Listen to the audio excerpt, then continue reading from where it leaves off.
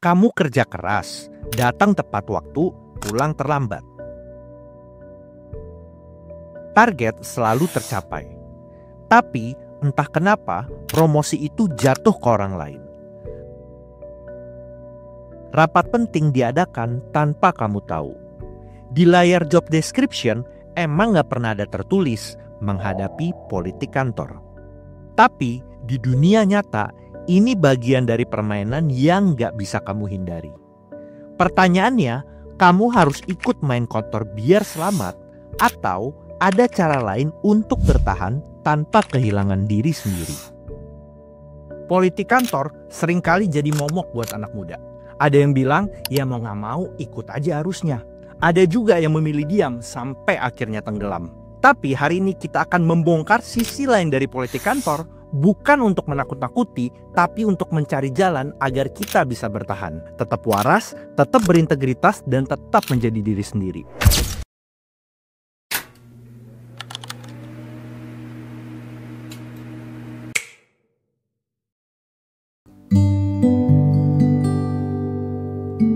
Menurut survei dari LinkedIn, 65% pekerja muda mengaku tidak siap menghadapi politik kantor di tahun pertama kerja. Mereka datang dengan bekal skill teknis, tapi lupa bahwa di kantor, skill sosial seringkali lebih menentukan. Banyak dari kita yang masuk dunia kerja dengan mindset kerja bagus, performa oke, karir pasti naik. Kenyataannya, kantor itu bukan cuma soal kerja keras. Ada permainan tak kasat mata yang ikut menentukan siapa yang maju dan siapa yang akan tertinggal.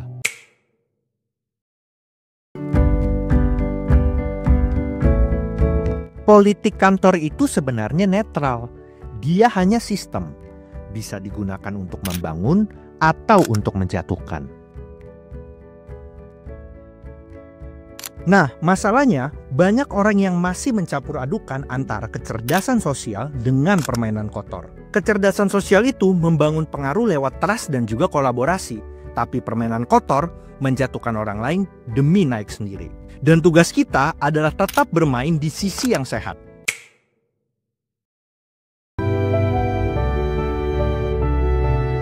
Kalau kita naif, taruhannya besar.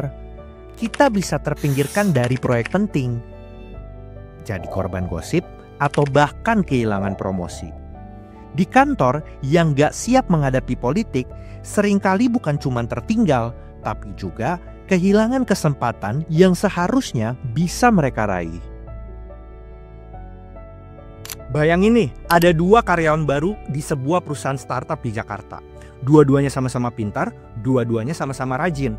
Bedanya, yang satu aktif ngobrol dan membangun hubungan dengan tim lintas divisi. Dia tahu siapa yang mengambil keputusan, bahkan siapa yang mengatur agenda rapat. Sementara yang satunya lagi, fokus kerja di meja doang, jarang berinteraksi, dan berpikir kerja bagus saja udah cukup. 6 bulan kemudian, yang aktif membangun relasi dapat promosi jadi project lead. Yang satunya lagi, masih di posisi yang sama, bahkan mulai merasa tidak dihargai. Coba bayangin, kamu udah kasih 110% buat pekerjaan kamu.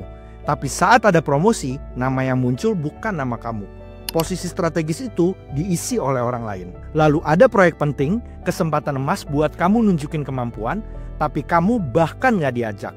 Bahkan gak dilibatkan juga dalam pengambilan keputusan. Lama-lama, motivasi kamu mulai turun. Rasanya kayak semua usaha kamu itu gak ada lagi harganya. Dan yang paling bahaya, karir kamu mandek. Bukan karena kamu gak kompeten, bukan juga karena kamu gak punya skill, tapi karena kamu gak ngerti cara membaca permainan yang ada di sekeliling kamu. Dan di titik itu, kamu mulai sadar, kerja keras aja ternyata gak cukup.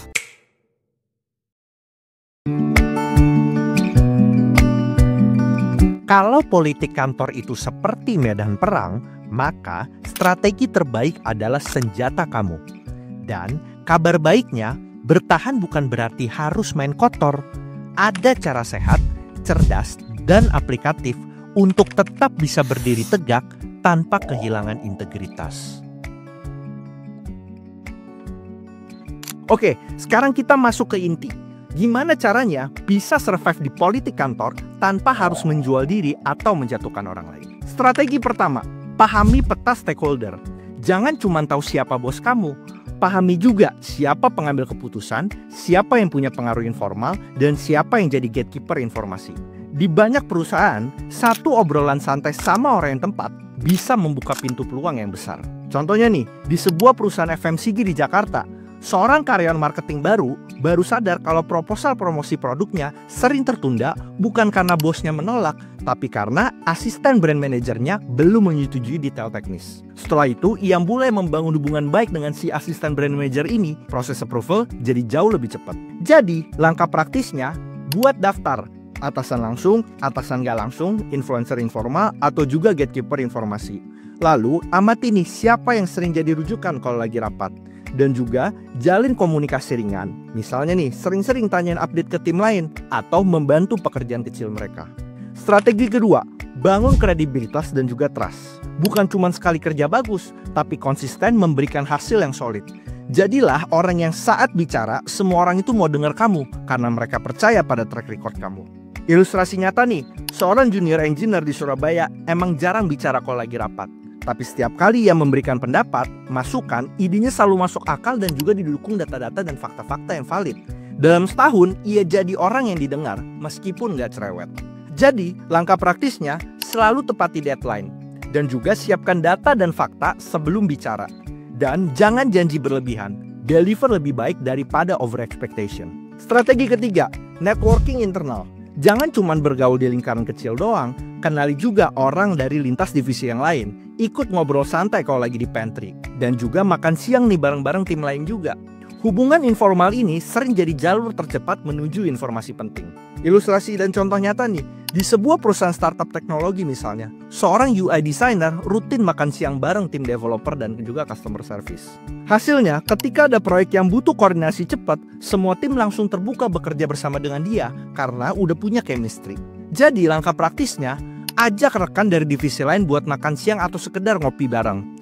Ikut aktif kegiatan kantor seperti main futsal bareng, running bareng, atau olahraga bareng lainnya. Gunakan percakapan santai untuk memahami juga tantangan pekerjaan mereka. Strategi keempat, kelola konflik dengan cerdas. Kalau ada perbedaan, fokus ke masalahnya, bukan menyerang personal orangnya. Gunakan bahasa-bahasa seperti, aku mungkin merasa ada alternatif yang lebih baik. Atau mungkin, aku merasa mungkin ada ide yang lebih baik. Bukan bilang, kamu salah. Ini bikin diskusi tetap sehat dan gak merusak hubungan kerja. Ilustrasi nyata nih misalnya, di sebuah kantor konsultan di Jakarta, seorang analis muda tidak setuju dengan data yang dipresentasikan oleh seniornya. Daripada atau alih-alih bilang data kamu salah, dia bilang, aku menemukan data lain yang mungkin bisa kita pertimbangkan. Hasilnya diskusinya tetap profesional, tetap sehat, tanpa merusak hubungan. Jadi langkah praktisnya, fokus ke masalah, hindari serangan ke personal. Gunakan bahasa-bahasa kayak tadi nih misalnya, aku mungkin merasa ada ide yang lebih baik, atau bagaimana kalau alternatif ini lebih baik, daripada kamu nyerang personal dengan bilang kamu salah.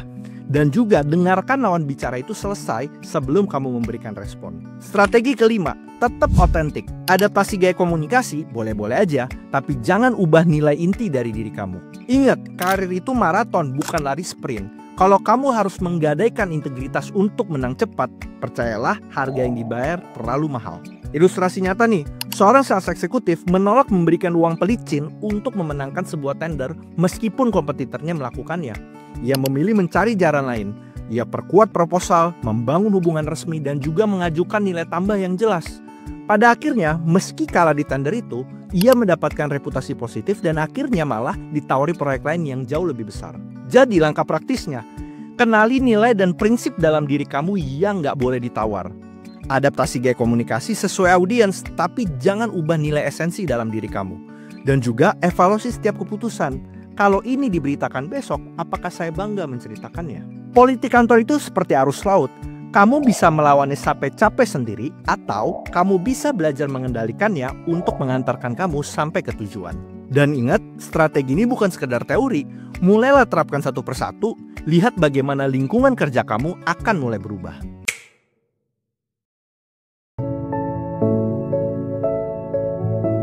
Kantor itu cuma sebagian kecil dari keseluruhan hidup kita. Tapi, cara kita menjalaninya sering mencerminkan siapa diri kita sebenarnya.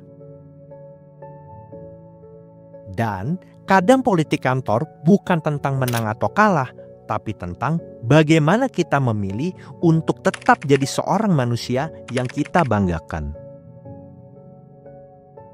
Kalau kamu merasa lelah sama dinamika kantor, kamu gak sendirian. Gue pun cukup relate di titik itu. Dan bertanya-tanya, apa gue harus jadi berubah jadi orang yang gak gue kenal cuman supaya bisa bertahan? Tapi ingat, politik kantor itu cuma satu bab dalam perjalanan hidup kamu. Jangan biarkan satu bab ini merusak keseluruhan cerita. Kita nggak bisa mengontrol semua orang yang ada di sekitar kita, tapi kita bisa mengontrol bagaimana kita bersikap, bagaimana kita memilih kata-kata, dan bagaimana kita menjaga niat kita untuk tetap bersih dan juga berintegritas. Karena di akhir hari, yang bikin kamu dihargai bukan cuma apa yang kamu capai, tapi bagaimana kamu mencapainya.